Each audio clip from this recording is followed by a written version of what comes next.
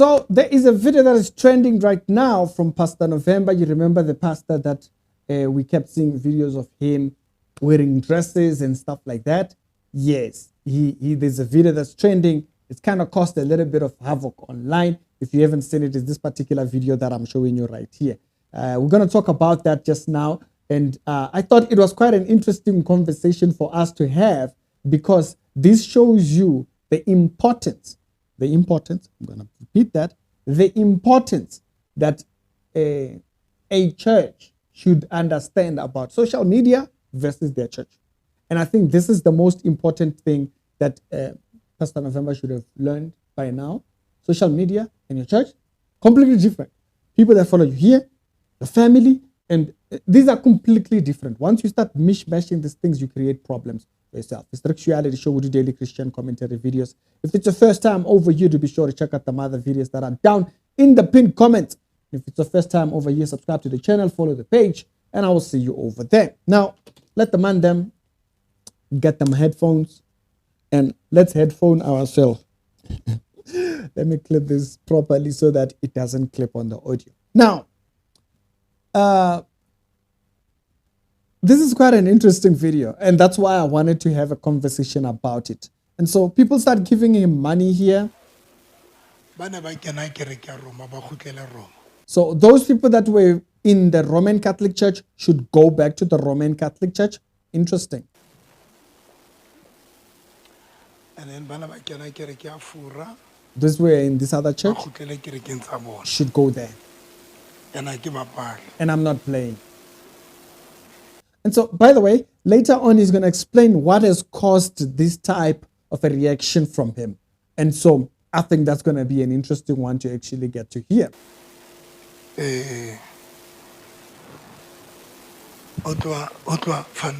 From today, it's either we separate, all of you go back to your churches. Faith mission, Okay, so he keeps explaining this, and he brings a person with the Bible, and he says he's going to vow, like the same way you do when you are at a court. That's what he does. I want to take my hand and vow. There are people that are going to leave, and I'm going to stay as a prophet. Okay, so that's the issue, is that people are not listening to Mandem. So his issue is that they are not listening to him. Okay, this is getting interesting. Others, you can go. I'm not playing.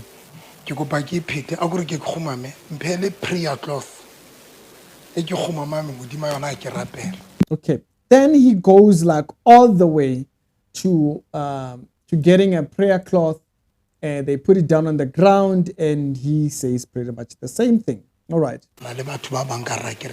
There are other people in this church who are leaving this church.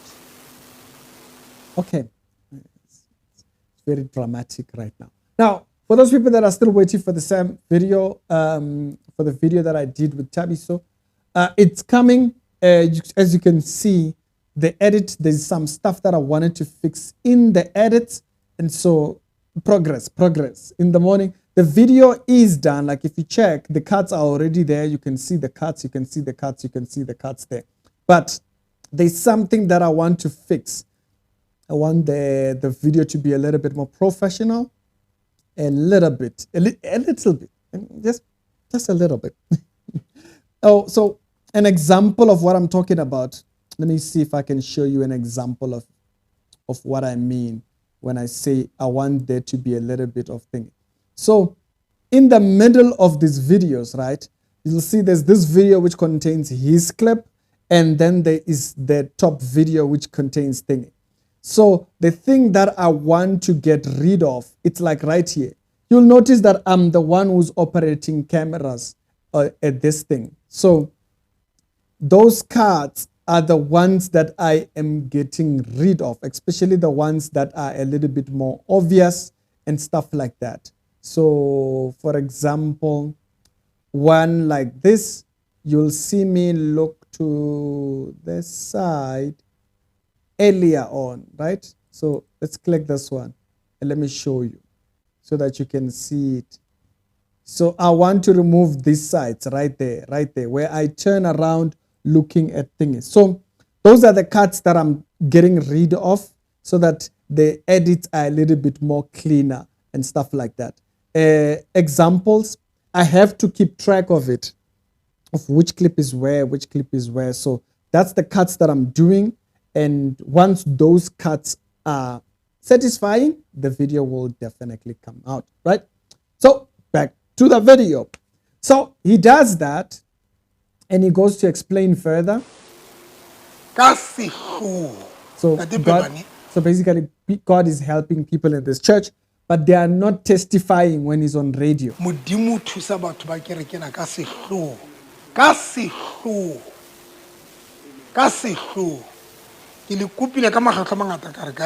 I've asked you, let us testify. So basically he wants, when he's online or on radio and so forth, for them to come in and call. Okay. You can't take your phone when I'm on the radio. Just to testify. It's difficult for you. Maybe because the voice you don't want to be noted that you follow this church. So today I release you. So that's the center of this issue, is that they are not following him online. It even goes a little bit further than that. And I'm not lying. Mm-hmm. I am not lying. And that is why I keep live on Facebook. Because I get happy. So he wants to show them that he's not afraid. The Bible says, watch over the flock which God has put you in charge of. These are not your people. I repeat, these are not your people. So there is a way in which a pastor ought to communicate with the people of God. These are not your people. These are not. Like, I can say, yeah, I'm not afraid. I'm not afraid. You can't just say it's because these are not your people.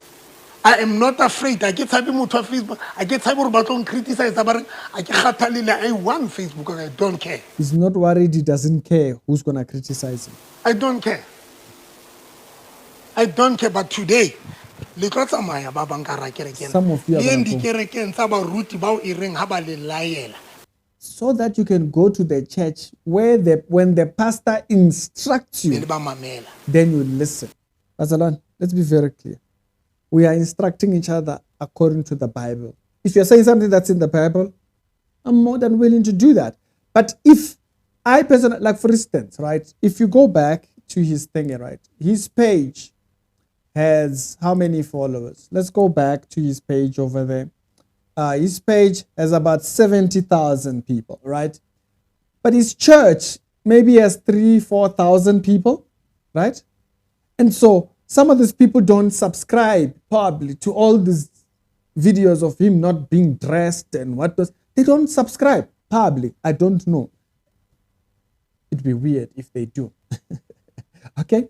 But on top of that, like for instance, doctrinally, when I, Ricky, see this here, supposedly people are being prayed for using brooms and all that kind of jazz.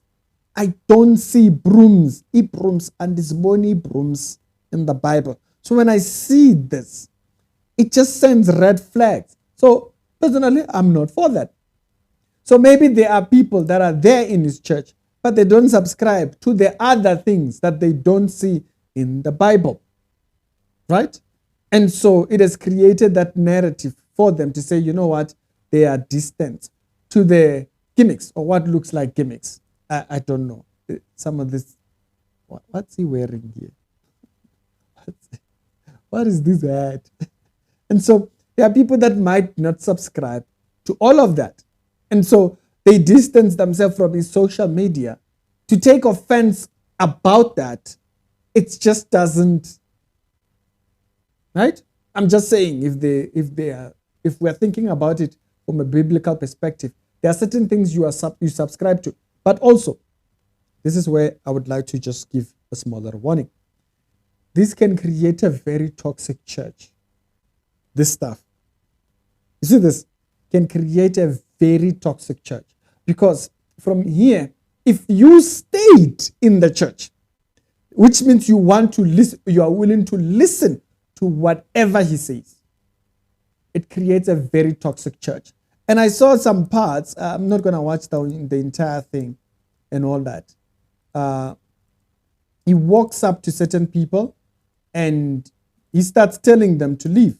I saw one such a thing. I'm looking for where that actually happens. Where he literally walks up to people and he tells them to. When those people leave, then he will help. Then he will help them with all his heart. Bazalwane, this talk, I've heard this talk. There's another prophet. Right now, he's not doing well financially. And he comes out bashing his church members because they are not supporting him financially. And he says, no, I've done this, I've done that. When you do the work of God, do it because you care for the work of God. Don't do it so that of what you can gain or whatnot. And the whole thing of, like, there's a gain aspect to it. Like people coming and testifying for you on the radio, it's gain for you. And so do it for the sake of the ministry. The most important part is the ministration of the word, not testimonies. The Bible says unbelievers are looking for testimonies. We don't need testimonies to preach the gospel. But anyways, he starts walking up to people. I've called you. I'm going to help you. I love you. He calls them. You see how much I love you. So he tells them, go back to your churches. This particular people. Guys. Go. Go to your churches. And I do compromise. I'm not compromising.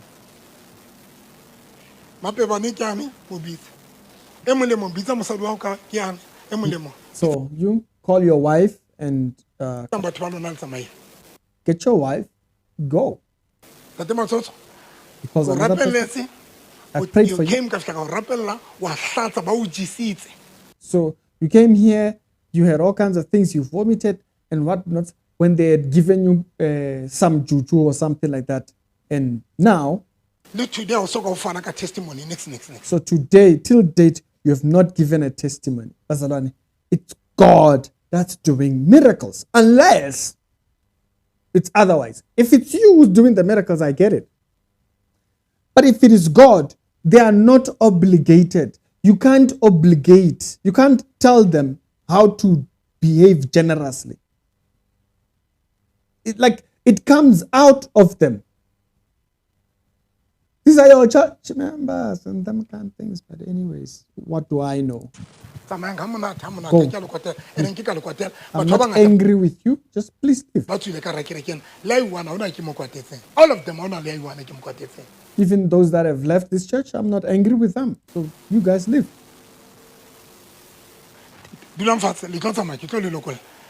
So you guys, I'm going to release you. Y'all can go to whatever churches.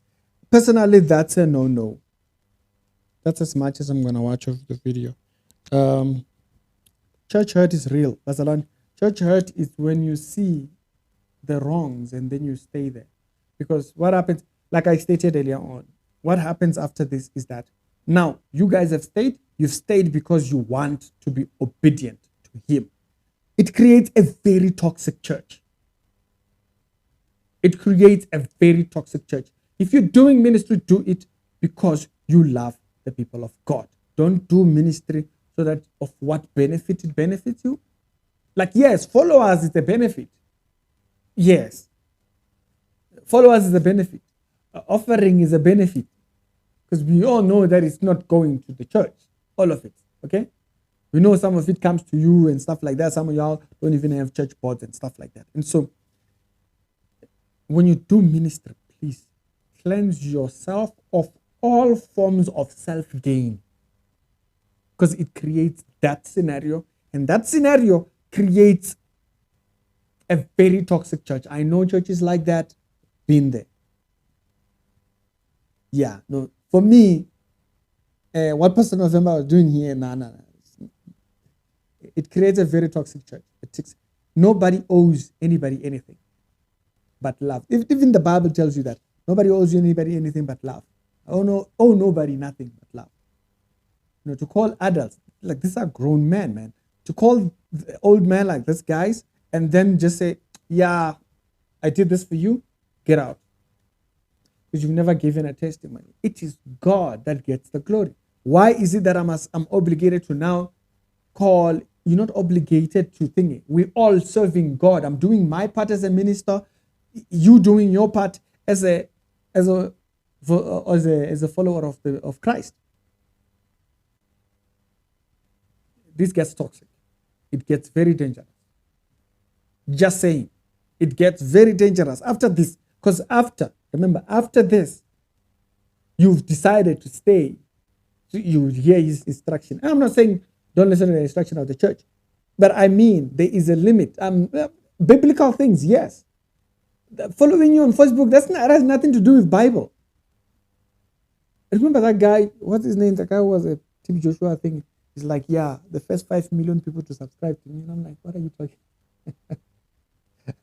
He made people's blessing be attached to them following him, because he wanted followers online. It doesn't work like that. Don't work like that. You do ministry, you do it with a pure heart. You do it because you know it benefits people. Don't do ministry because what can I get? Followers is what can I get? You imagine me now coming here, how you guys don't share my videos. Yeah, I'm here every day. Yes, I'm doing my duty. I am at work. I am at work in the kingdom. I am doing my duty. We are all doing our duties. Someone benefits, someone will grow, someone will understand doctrine better. You don't owe me sharing a video. You don't owe me liking a video. You don't owe me donating to this channel. Nothing. You owe me nothing. You never hear me talk like that. You don't owe me to begin with. Now, does what someone do benefit another? Yes, but the expression will come from them, how they want to express that. I shouldn't be there telling them, oh, you don't want to do this, you don't follow me on things. He goes on to saying that. They say some of his church members, they don't even follow him on Facebook and stuff like that. And I'm like, you're 70,000. What more do you need from 3,000 people who might follow you in the church? What more do you need from them? You have 70,000 people online. 70,000 people that don't know you. They are not part of your church. And also, don't mix the audience that you see online and people that you see in your church. These are two different things. There's people, there's a pastor who's a celebrity. He has a church near the CBD area. He's a celebrity. He's known nationwide, even across Africa. But his church has less than 50 people. 50 people. Nationwide. This man has sold records and records. His church has less than 50 people. Do those people owe him following his church? It gets toxic. That's all I'm saying. It's the Rex Reality Show. We do daily Christian commentary videos. This does not end well, but you know what? That's that.